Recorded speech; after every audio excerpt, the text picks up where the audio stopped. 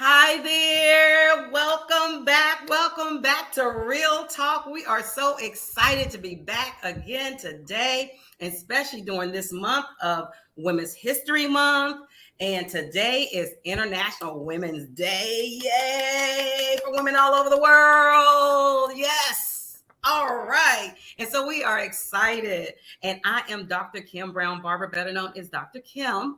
And I am the CEO for Journey to Becoming. And I'm here with my co-host, Rochelle Marie Lawson, known as the Queen of Feeling Fabulous, and I am the owner of Blissful Living for You. And back to you, Dr. Kim. All right, because we know this is Real Talk, a platform for women where we talk about all things women that concern us, that and we think about, that we want to think about, that we want to see happen. This is where it happens. This is where the real conversations happen. We solve the problems of the world. You didn't know that, but now you do. All right. So I'm excited because we have some fabulous panelists with us today, and I'm going to let them introduce themselves so we can get into this. Wendy, won't you start? Absolutely. Thank you so much for having me. It's an honor to be here with you, especially in celebration of International Women's Day. So my name is Wendy Root Askew. I am elected to the Monterey County Board of Supervisors. I'm also a mom of a little boy and who I'm raising to be a very good feminist, and a former school board member, former small business entrepreneur, a daughter, and a wife. There you go. Wow. Welcome. Welcome. Welcome. All right, Antoinette. Hello, everyone. My name is Antoinette Anderson. I'm originally from Los Angeles, California, but I'm coming to you live from San Diego, California. A little bit about my background. I spent 9 years in Monterey. I went to school there for undergrad, and then I had the opportunity of working with Dr. Kim Barber when I was there, and had a phenomenal time. I worked there for about 9 years and then moved on to UC San Diego and worked in the Office of Admissions at UC San Diego for about 3.5 years. And then transitioned to the more corporate side and worked at a startup. And so I've actually worked at 2 different startups. One of them, I was the VP of operations for HBCU Hub, which is a tech app that's to help connect students to historically Black colleges and universities, to their admission staff, and to their coaches. So shout out to HBCU Hub. And then I I transitioned to a tech-empowered startup that was a property management and hospitality management company. And then unfortunately was hit by layoffs this past noon. But today it's International Women's Day. We're starting off this live cast with such great energy. And like, I was almost a little bit late to signing on because I just received a job offer for a new position. So I'm super excited. The energy is here today. It's feeling good. And just way to turn it around. So that's just a little bit about me and where I've been, and just enjoying helping people get started in their careers and find their way through education. I love it. I'm telling you, way to bring it, ladies, on International Women's Day. Way to bring it. Way to bring it. Well, this is what we're here to celebrate, Women's History Month. We talk about all these fabulous women, the women that are on here right now, the women who are listening to this, the women who are watching this. You know, we celebrate you and we salute you. But then, you know, you can't do anything until you look back and see what the history looks like, right? And to where we get all this energy and power and strength. So I want to talk about strength in women. And I want to talk about what that looks like to you first, because it's like, what does a woman of strength look like? Right? Because it can look different for everybody. So that's the first question, is what does a woman of strength look like to you? And we're going to start with you, Antoinette. All right, I'm in the hot seat now. So what does a woman of strength look like? For me, I think that's someone that's in tune with themselves. I think we tend to think of someone as strong, that they can like bear the weight of the world and that they can do it all with a smile on their face. And coming from someone who's an empath, and I'm really in tune with my emotions, I'm also a little bit too in tune with other people's emotions too sometimes, so I can feel that energy. To me, that feels very strong to say that you have this connection with people's emotions, that you have this ability to really take in other people's emotions, your own emotions, really analyze them, and then be able to move and navigate accordingly throughout life, and to give yourself that space. I think, especially coming from the identity as a Black woman, I think we're given a lot. As Black women, we're given a lot, we absorb a lot, and then we are told that we have to produce a lot, and we put a lot of pressure on ourselves. And today I was talking to one of our old colleagues, and she was saying that sometimes as Black women, because we put so much pressure on ourselves, we then do that to our direct subordinates, and we require a lot out of them. And so I was like, oh, that's really insightful, especially I'm going to be moving into my first management position. So I'm like, that's something that I want to be really cognizant of saying that I give myself a lot of pressure, but that doesn't mean that I need to expect that from everyone else. And being able to help them figure out how do they move into themselves and kind of grow into their best self, both professionally and personally. So I think that would be what I would see as a strong woman. Okay. All right. Well, Wendy, talk to us. What does a woman of strength look like to you? Well, Antoinette, I mean, you just dropped some like heavy knowledge on us right there. I mean, that was like, I'm like, well, okay, moving along. I just need a minute to process some of this, because so much of what you said is so true. It's so real that I have the highest expectations for myself. And it is so hard sometimes to look around and realize, like, I can't put that on everyone around me, because that's not fair, and it's not right. It's not necessarily appropriate. But wow. Okay. So, so when I think about really strong women that I know, there's a confidence that comes with recognizing that everybody else expects a lot from us. Hold on here. That everybody else expects a whole lot from us, and that we are the only ones who will ever be able to identify what we need and have those needs met. And so when I look at the strong women that I've had the opportunity to know and to work with and to love, it's those people who understand that barrier, right? They're not going to put their needs on me, but they know what they need, and they're going to figure out how to get their needs met.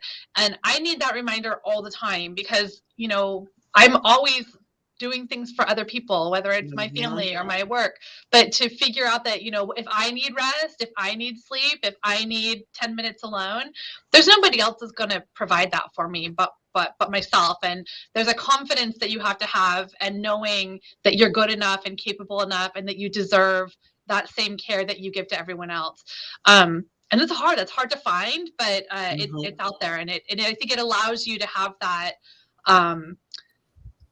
relationship with others where you're not expecting them to be someone that they're not.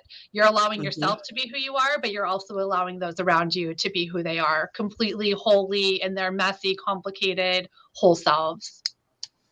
I love it. I love it. Oh my goodness, you guys are dropping it already. Rochelle, what do you think, co-host?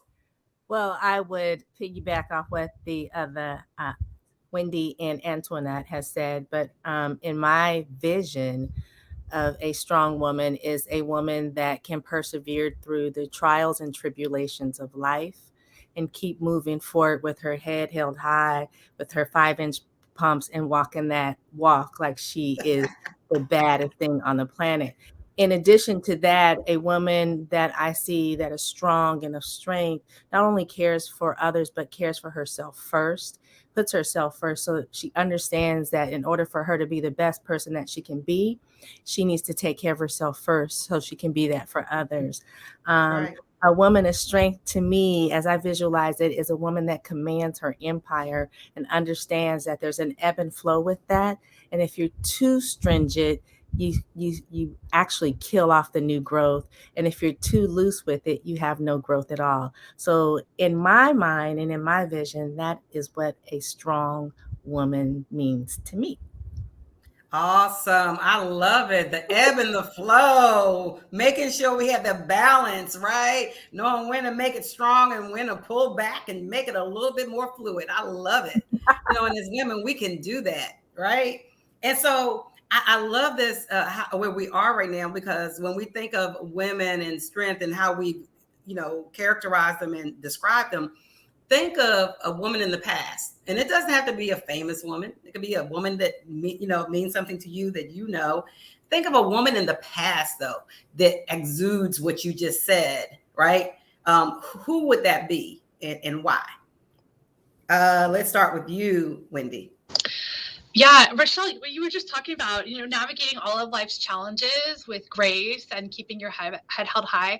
I've been thinking a lot today as I reflect on International Women's Day about my grandmother, well, both of my grandmothers really, and my mom.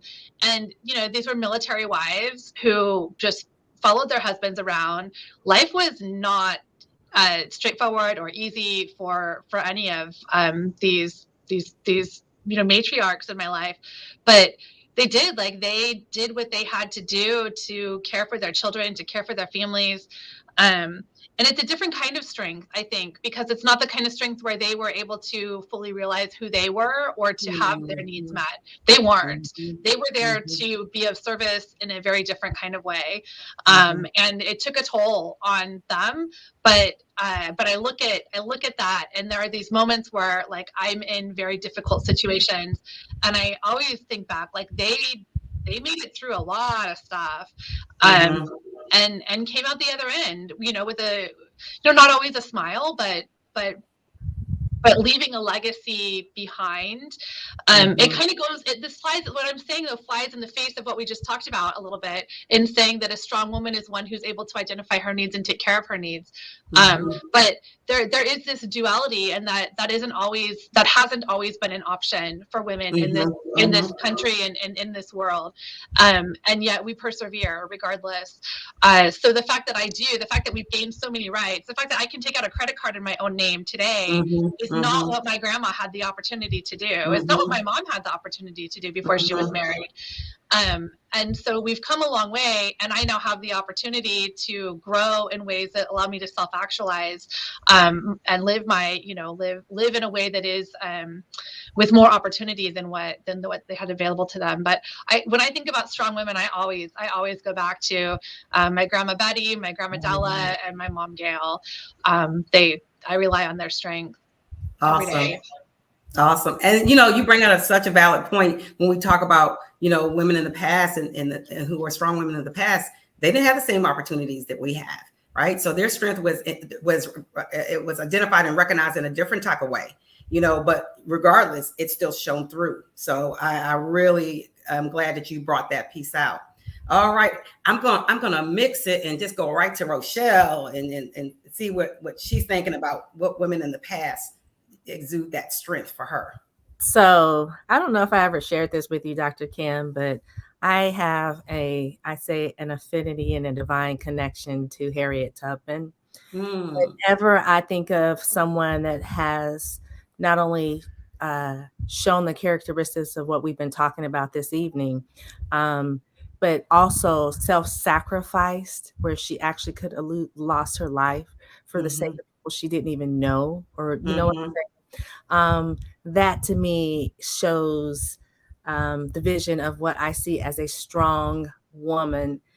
And so whenever I'm feeling challenged or stressed or feeling some kind of way where I need to draw up that extra muster of strength, I think of Harriet Tubman and her journey. And, one of the wonderful things about her was not only did she do the Underground Railroad, but she fought for the Union. She was in the, Army, but she was in the Union.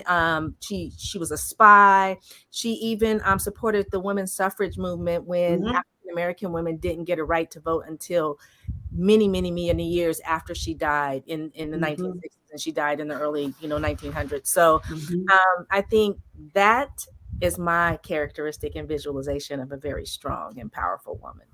I love it. Hearing the different people of the past, the women of the past that speak to us, right? Whether they're close to us in our families that we see, or whether they're people who we never even met, right? But how we still are able to hone in and draw strength from them. That is incredible. But that's the power of a woman. All right, Antoinette.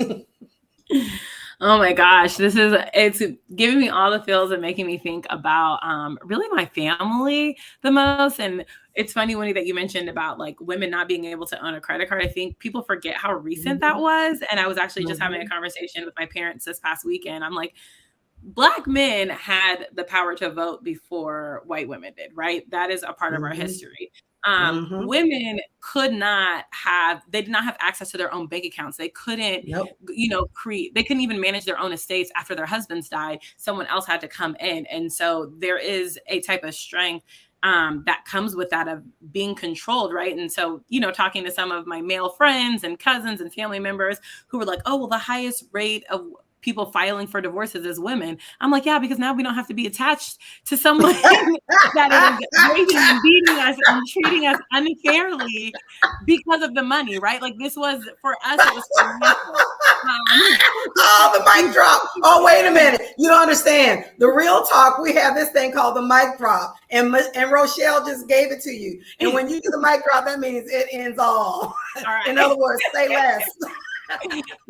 We're going to write, you know what I'm saying? So like I think about that, and I think about my mom's family. My mom comes from, she is number 7 out of 8 kids, and there were 6 girls and 2 boys.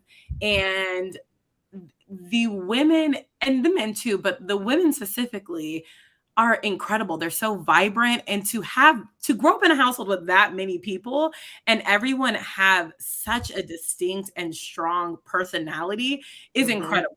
So I really think about my mom's side of the family. I think about my mom. I have a lot of her characteristics, especially when it comes to her bubbly personality. She's bubbly, she's boisterous, she's hilarious, right? As was my grandma. And even though my grandmother was much older when I was born, and so we got an older version of her, like I could see like Hazel, oh, love Hazel, right? She wasn't taking nothing. She said what she wanted to say. She did what she wanted to do, and that was it, right? Yes. So most recently, my aunt, one of my mom's oldest sisters, passed away in the fall of 2021, and that was really hard for the entire family because that was her first sibling to pass away. And I learned so much about her that I didn't know, and had no idea that I didn't know, right? So she was the aunt that grew up closest to us from my mom's side of the family. So she grew up in LA with us. Her and her husband watched us a lot, and I love my Aunt Phyllis, right? I call Auntie Phyllis Ann. What do you say? Hey, sister, what are you doing? We would talk, and she made the church hat. So in Black churches, we wear our crowns, and we've got these big hats, and they're bedazzled, and they've got flowers. She made those hats. She was the only African-American milliner, which is a hat maker in California, for a very long time.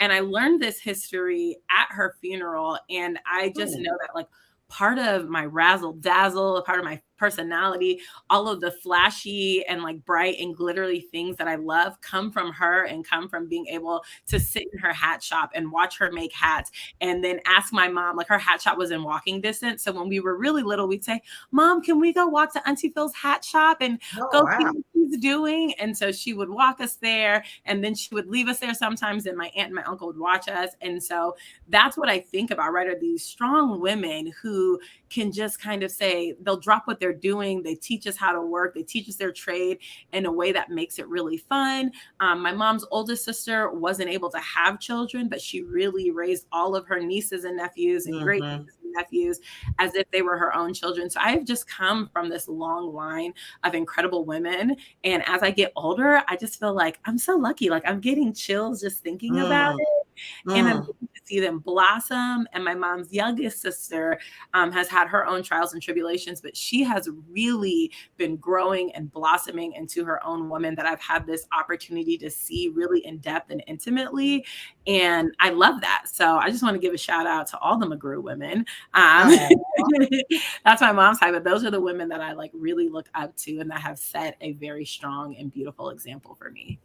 That's awesome. And see, that's wonderful how a lot of times we don't even know where some of the characteristics and styles that we pick up come from until we do a little digging in our own history and finding out from our own family members. Like you were saying, a lot of things you didn't even realize until one of your aunts passed. And it sounds like she was an entrepreneur too. So, it's a lot of pieces we pick up that we don't really realize where they're coming from.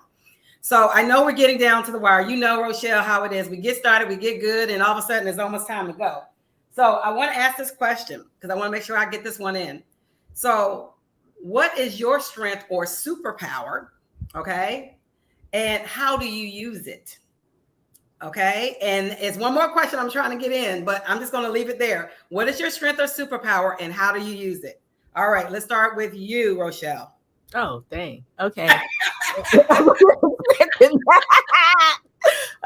Okay, so my strength and superpower is I'm tenacious and I persevere no matter what. I am so determined that I don't see the end. I see always the journey in the path forward. So I'm a perseverer. I rise when I should be falling, and I, command when I'm killing it. So yeah, That's the queen of feeling fabulous, right? The tenacity and perseverance. There it is. We love to give kudos to our women to encourage and highlight, right? I love it. All right, what's your superpower, Wendy? It's a really good question, and I love the idea of superpowers. And I think tenacity. That's a word that was always sort of an ugly, mean word that was used to describe me. It has always been used. I mean, it felt ugly and mean, but I love that. I love that I'm tenacious. I love that you're tenacious, Rochelle. But I think that the superpower that I have really kind of come to appreciate in a different kind of way is and I say this as a politician, right? I'm in elected office, but I think it's the vulnerability of just being 100% who I am. I'm not ever trying to be anyone other than who I am. I show up like I am not perfect. I am messy. I am complicated. I am scared. I am, so far from who I think someone should be in these spaces. But the fact that I show up 100% as me, I tell the truth in the way that I know the truth to be. I say the same thing to you, Rochelle, that I say to you, Antoinette. If I'm having a bad day, you're going to hear about it. If, and life is not simple. There are so many traumas that people experience. And so often we put on our Instagram face and we say, everything's great, it's all good. And you don't show the fact that, there's so many tears and there's so much anger and there's all these other things happening. But when we give ourselves permission to talk about, mental health, addiction, substance abuse, infertility, pregnancy loss, infidelity, when we give ourselves the chance to share what's really going on in our lives in a way that is you've got to be very vulnerable to do that. I think it allows other people to know that they're also not alone in the things that they're dealing with. And as a policymaker, it gives me that chance to make sure that I'm bringing like an entire self to policymaking, because policymaking can sometimes be so theoretical and we think things are a certain way. Nothing is ever black and white. There's all sorts of gray. And if our policy and decision making doesn't reflect some of those realities of life is complicated and messy and we're all scared showing up, we miss out on the actual policies that are going to make people's lives better. So I really do. I think it's that vulnerability that is also terrifying, because when you're vulnerable, that means you feel things. And so with that vulnerability is a very thin skin. I feel it all, and it makes it really hard sometimes. But I think it makes me more effective and productive in the work that I'm trying to get done here. Awesome. All right, Antoinette, what's your superpower?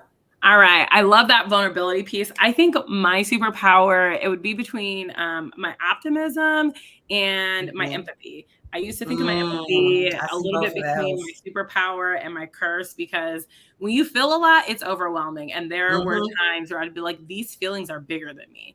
And I'm a big person. So for you guys can't tell because I'm sitting down, I'm 6 feet tall. So I'm really tall for a woman. So I'm like, for something to feel bigger than me, it has to be really big, right?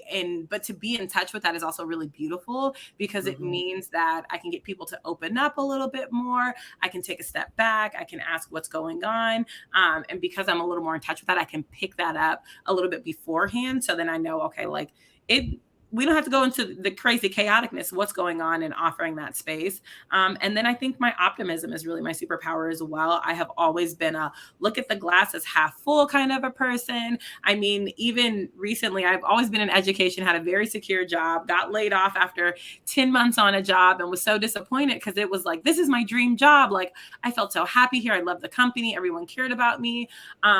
And I was like, you know what? It's fine. I'm going to put a plan together. I'm going to do this, and this. And I put the plan together. together, and my plan did not work out. Okay.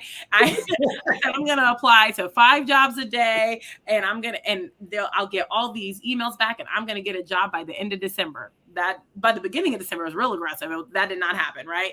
But I said, it's okay. I'm going to keep trekking forward. I kept checking in with myself and giving myself that space, and still saying there's a light at the end of the tunnel, and there was. So exactly. I don't mean to cut you off because we're down to the wire. But the last question I want to give to everybody, and you have 20 seconds to answer each. Okay, and that is, what would you say to women who overuse their superpower? 30 seconds. Go, Antoinette. Oh gosh. Take a step back.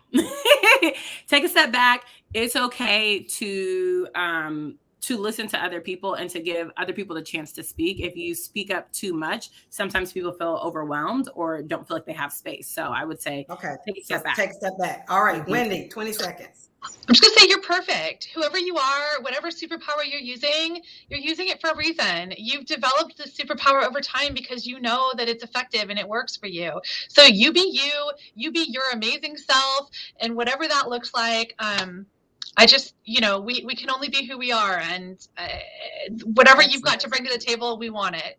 All right. Rochelle, close us out. Be mindful. That's it. Just be mindful. Close us out, Rochelle. So thank you, ladies, for joining us this evening on Real Talk. It has been a pleasure to have you and have this dialogue with regards to women on International Women's Day or Women's History Month, during Women's History Month. So thank you so much. And of course, I'm Rochelle Marie Lawson, the Queen of Feeling Fabulous, and turning it over to my co-host. I am Dr. Kim, and we are appreciative of you all. Just know that you count. You don't need a month to know that you are validated. You are validated every month, not just this month. So know that we love you here at Real Talk, and we'll see you next time. Subscribe if you want to hear more. Subscribe. See you next time. Take care.